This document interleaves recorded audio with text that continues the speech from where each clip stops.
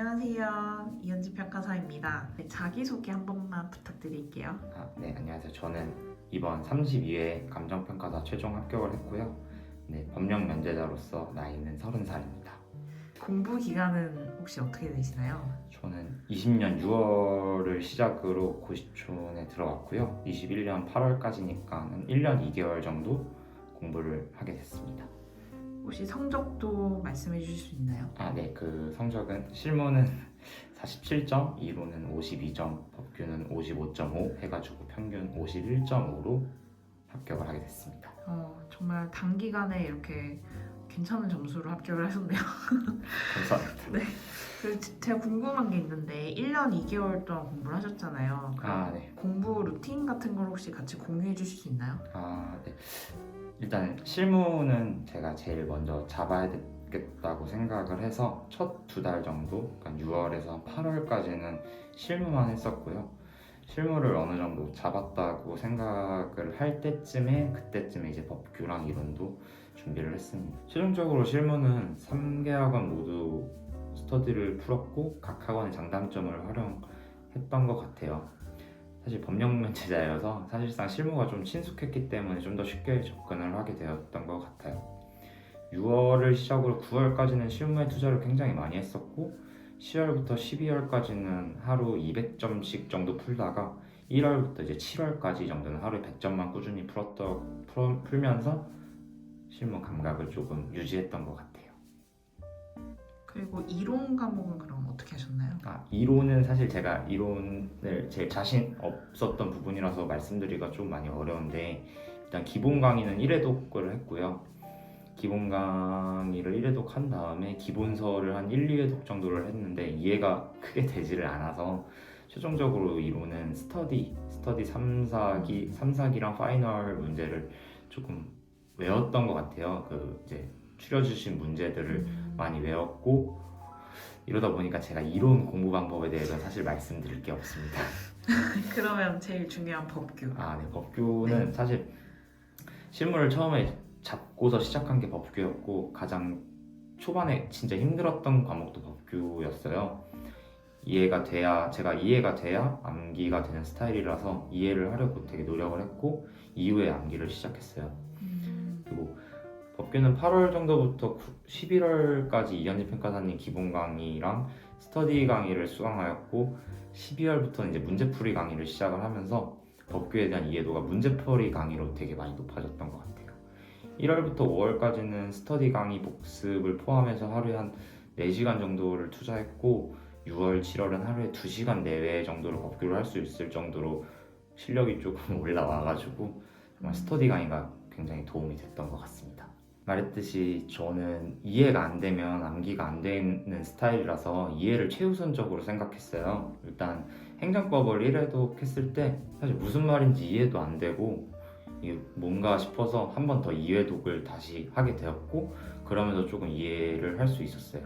그리고 행정법 2회독 이후에 이제 개별법 강의를 수강하게 되었고 개별법 강의도 1회독 이후에는 잘 이해가 되질 않아서 2회독을 하게 되었고 처음에 전체적인 그림을 좀 보려고 노력을 했어요. 노력을 하고 그 이후에 굵은 줄기, 그러니까 논점별로 굵은 줄기 위주로 공부를 했고 행정법처럼 사실 개별법에 연결시키는 건 되게 힘들었는데 주요 논점별로 흐름을 파악하려고 되게 노력을 했고 이해가 된 이후에는 학서도 외웠긴 외웠는데 학설의 논거보다는 판례 문구를 좀 외우려고 되게 많이 노력을 했고 판례가 좀 완벽하게 외워졌다고 생각이 되면 그 논점을 좀 안다고 생각을 했던 것 같아요. 그리고 이게 답안을 쓸 때는 항상 일반론을 바르는 답안보다 이 문제에서 요구하는 그런 해결책을 제시하는 답안을 쓰려고 되게 노력을 했고 목차 잡는 것을 가장 중요시 생각했던 것 같아요. 그래서 시험 전주인 파이널 마지막 주차까지도 사실은 목차를 잡고 안에 내용 기억을 안 나면 어떻게 해서든 오픈북을 해서라도 시험을 봤던 것 같고 스터디 논점 중에 모르는 논점이 나오면 항상 무조건 체크를 했고 불이탈하고 생각되는 논점들은 굳이 사실 이해가 안 되면은 과감하게 버리면서 공부를 했습니다.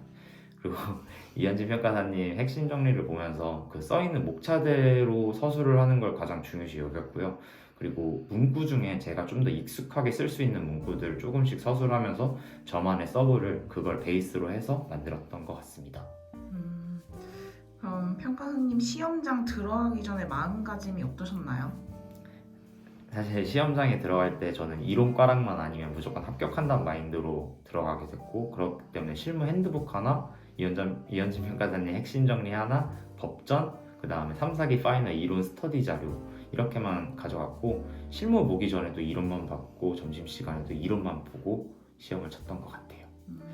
약한 과목을 좀 중점으로 보시긴 했네요, 시험장에서. 그쵸. 그럼 시험장에서 느낌은 어떠셨어요?